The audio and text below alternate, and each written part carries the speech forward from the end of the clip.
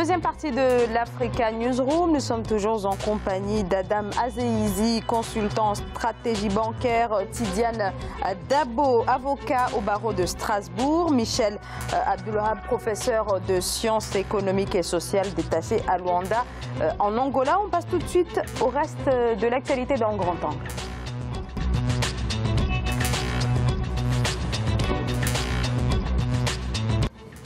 La République démocratique du Congo se prépare pour les élections générales du 23 décembre. 3 scrutins en une séquence, la présidentielle, les élections législatives et provinciales. Et dans le cadre de leur organisation, l'armée vient en renfort pour assurer la logistique. La commission électorale a réceptionné ce lundi à Kinshasa un lot de camions et aéronefs de l'armée pour acheminer le matériel des élections. Des moyens locaux se targue le gouvernement congolais qui a réitéré sa volonté de se passer de tout soutien étranger. Reportage Jacques Amboka.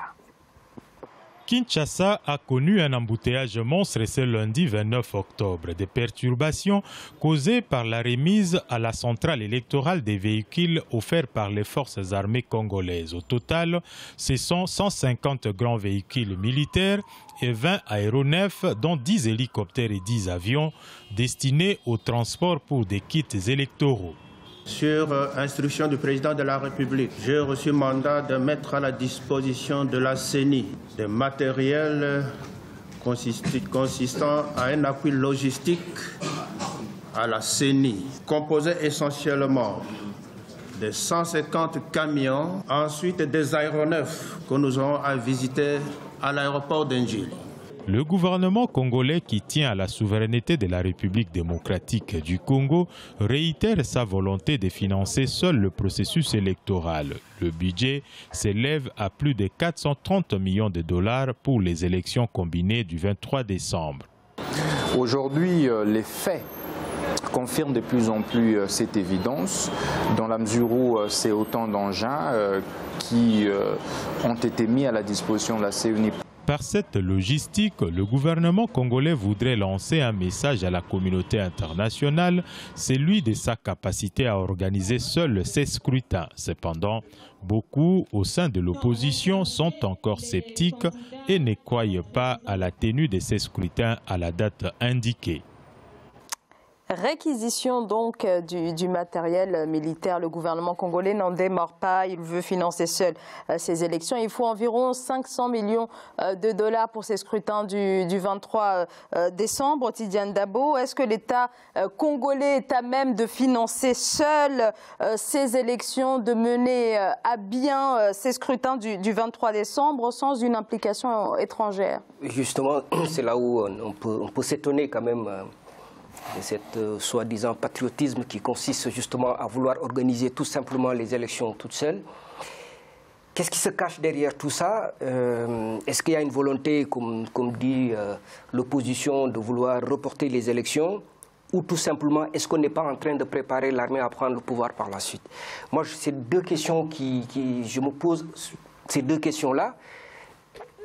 Je ne vois pas l'utilité aujourd'hui d'engager l'armée dans ce processus-là, qui est un processus normalement civil. On nous dit qu'on va mettre en place effectivement toute une logistique, c'est l'armée qui va prêter. C'est la première fois que je vois ça, quand même dans des élections qui sont censées être des élections civiles, pas des élections quand même militaires, que l'armée accompagne justement en sécurisant, mais pas quand même en mettant à disposition son matériel. Et en tout cas, je suis quand même un peu perplexe par rapport à ça. Michel Abdulwahab. Alors le problème qui est posé à l'opposition, c'est d'une part 10 millions d'électeurs qui n'auraient pas d'empreintes, qui ne seraient pas fichés au niveau des empreintes sur les listes électorales. Donc l'opposition demande la radiation de ces 10 millions d'électeurs. Et puis ce sont les machines à voter qui viennent de Corée, donc plus d'une centaine de machines à voter. Du Sud. De Corée du Sud, oui, pardon. Que l'opposition appelle machines à tricher. Voilà.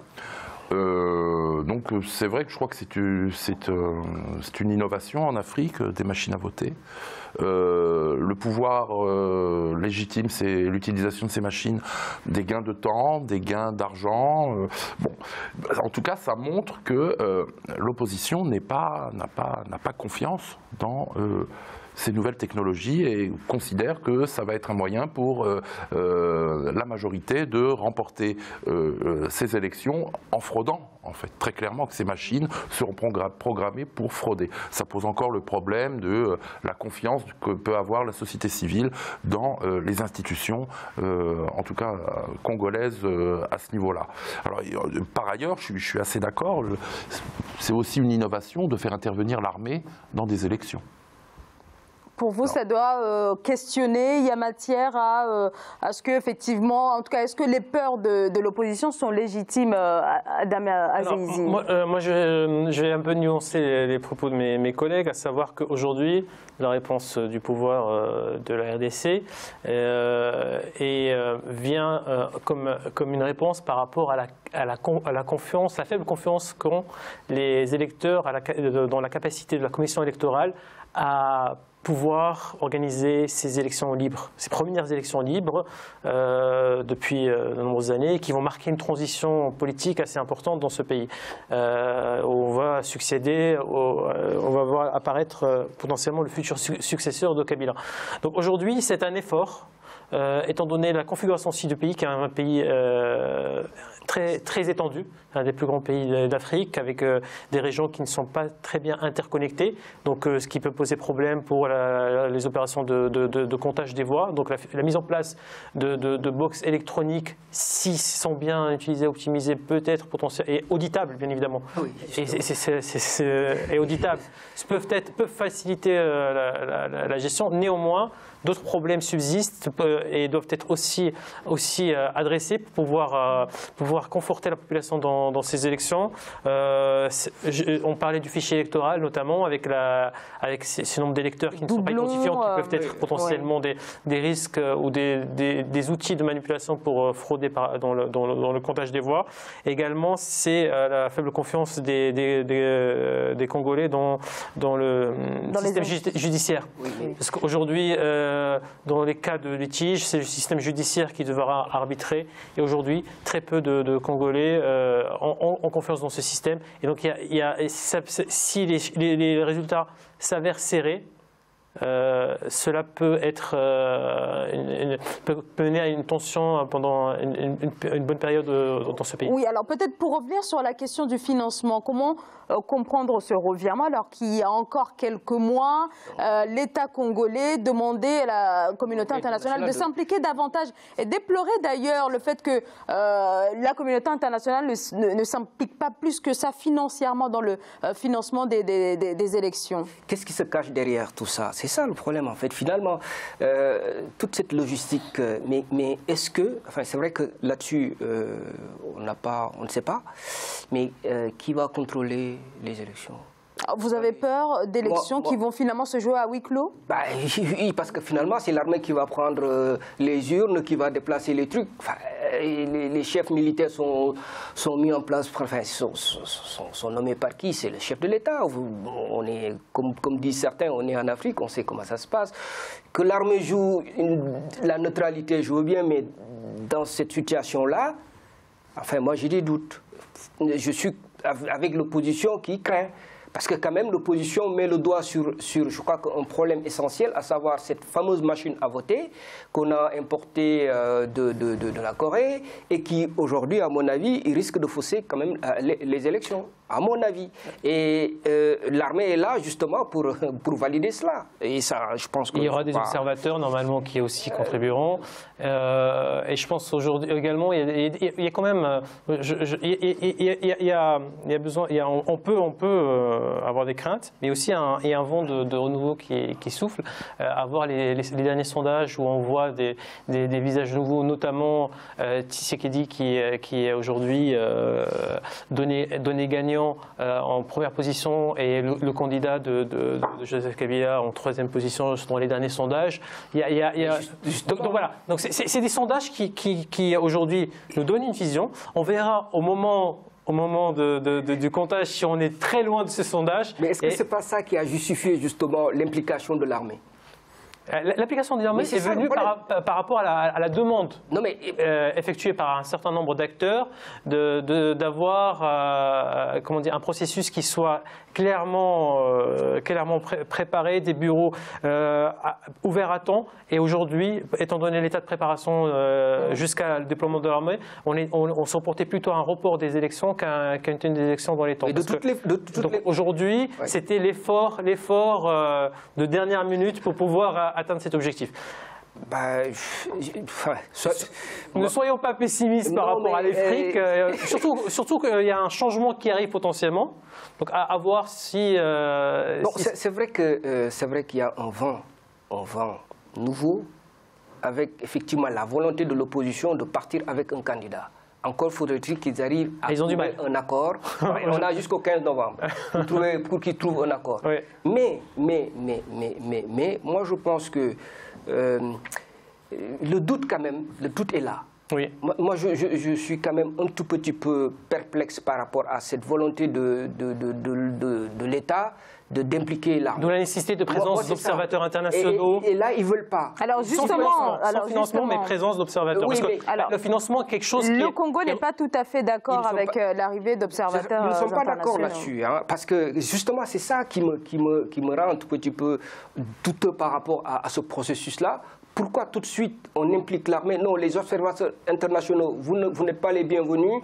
Nous, on peut financer tout seul. Alors que bon, il y a quelques semaines, ils n'avaient pas la capacité. Ils imploraient la communauté internationale d'intervenir pour effectivement financer les élections. Et là, miracle en RDC, ils ont effectivement assez d'argent pour organiser des élections. D'ailleurs, ils vont impliquer l'armée qui est dans une situation extraordinaire à ce moment-là. Pour les financements, je peux comprendre. Je suis quand même... C'est une question d'intégrité, de souveraineté, comme le dit l'État congolais. C'est une question de souveraineté. Et donc, le fait d'être financé par l'international peut, au contraire, être utilisé par l'opposition pour remettre en cause les résultats en estimant qu'il y a des instances internationales. Alors, ce ne serait pas la première fois. Mais la présence dans toutes les élections en Afrique, pratiquement dans toutes les élections, il y a quand même l'aide internationale, non pas pour s'impliquer de façon tout à fait ostensible, pour faire basculer les élections d'un côté ou de l'autre, mais simplement au niveau logistique pour aider la tenue des élections. Donc, mais au niveau de la République du Congo, mais voilà, d'un coup comme ça, ils ont tellement de moyens, ils peuvent effectivement organiser les élections et assurer la régularité de ces élections, mais en huis clos, en dehors des observations. Et c'est là, est-ce qu'ils ne sont pas en train de vouloir cacher quelque chose? C'est là où l'Union africaine doit jouer son rôle aujourd'hui, dans sa volonté d'accompagner l'intégration du continent, et doit faire une pression sur le gouvernement congolais pour au moins qu'il y ait des représentants de l'Union africaine. C'est une démarche qui doit être poussée encore plus. Les élections ne sont pas encore... il reste quelques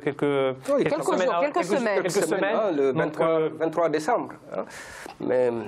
Donc, dans 23 jours, Michel Abdulwahab, est-ce que... Alors, tout à l'heure, vous avez évoqué problème autour de la machine à voter, la liste des candidats et beaucoup aussi d'autres inquiétudes. Est-ce que la RDC ne se dirige pas vers un report des élections ? C'est possible parce que les machines ne sont pas arrivées de toute façon à ce jour. Effectivement. Elles ne sont pas arrivées. Donc voilà, hein, il va falloir ensuite les dispatcher sur un territoire de 2 300 000 km². La RDC, c'est un État-continent quasiment. Donc il va y avoir un problème pour positionner ces machines. Alors effectivement, le gouvernement congolais, par souci de souveraineté, a refusé l'arrivée d'observateurs internationaux. D'où le transfert des responsabilités de ce vote sur l'armée, parce que l'armée est la seule institution vraiment structurée dans un État. Malheureusement, je tiens à rappeler que le Congo n'a jamais été stable depuis la liquidation de Patrice Lumumba en 1961. Depuis 1961, ce pays n'a jamais été stable. Donc là, rebondissement, c'est la première fois qu'un pays africain refuse la présence d'observateurs internationaux, y compris d'observateurs de l'Union africaine. À la limite, on pourrait comprendre qu'ils refusent l'arrivée d'observateurs de pays occidentaux, notamment par exemple de Belges, souci de néocolonialisme, etc. Là, ils refusent même la présence d'observateurs africains, de l'Union africaine. Donc, il y a un risque, effectivement, que ces élections se tiennent à huis clos, et puis on repart avec le candidat préchoisi. C'est un risque. Je ne le souhaite pas pour la population congolaise, pour la démocratie au Congo, mais effectivement, c'est un risque. Ça risque d'être à huis clos, chapeauté par l'armée. Il y a de quoi s'inquiéter, Tidiane Dabo. Il y a de quoi s'inquiéter, d'autant plus que je pense que l'opposition aujourd'hui, en tout cas, si elle va aux élections, elle risque, à mon avis, de perdre et encore de venir nous dire voilà. Et pourtant, on avait prévenu. Enfin, vous voyez. Donc, je pense que c'est maintenant qu'il faut poser des actes forts. Mais que peut faire l'opposition? S'unir déjà, oui. Déjà. Alors, en dehors voilà, effectivement, de la désignation d'un candidat commun, mais par rapport au déroulement du processus électoral, de la transparence, mais aussi l'après-élection, que peut faire l'opposition compte tenu des craintes actuelles à Damazizi? De quelle marge de manœuvre dispose l'opposition congolaise? Je pense que si l'opposition choisit de faire repousser les élections, ça jouera en sa défaveur, puisque ça recréera une situation d'instabilité, de statu quo qui serait défavorable au Congo, à la RDC. D'autre part, ce que peut faire l'opposition, c'est continuer à appuyer cette demande pour encourager la présence d'observateurs internationaux qui seraient là pour superviser. Donc c'est vraiment, il y a une démarche de lobbyisme que doit entamer l'opposition à ce niveau pour avoir des personnalités qui soient neutres à la vie politique de la RDC et qui garantissent une certaine intégrité dans l'organisation de ces prochaines élections. Donc ça, c'est la principale chose. Sur notre point, ça serait de jouer le jeu, et je répète, c'est vraiment de jouer l'union pour avoir un point politique, parce qu'aujourd'hui le risque qui se passe, c'est que on a un candidat aujourd'hui de l'opposition qui commence à se détacher, mais rien n'est gagné, et à force de disperser, il se peut que les résultats soient très morcelés, et on ne voit pas une transition arriver, mais plutôt le candidat qui avait été désigné à la base, donc par l'ancien occupant ou l'actuel occupant de la présidence de la République RDC. Une très courte pause. On se retrouve dans quelques instants pour la troisième partie de l'Africa Newsroom, et nous parlerons de l'économie zimbabwéenne. À tout de suite.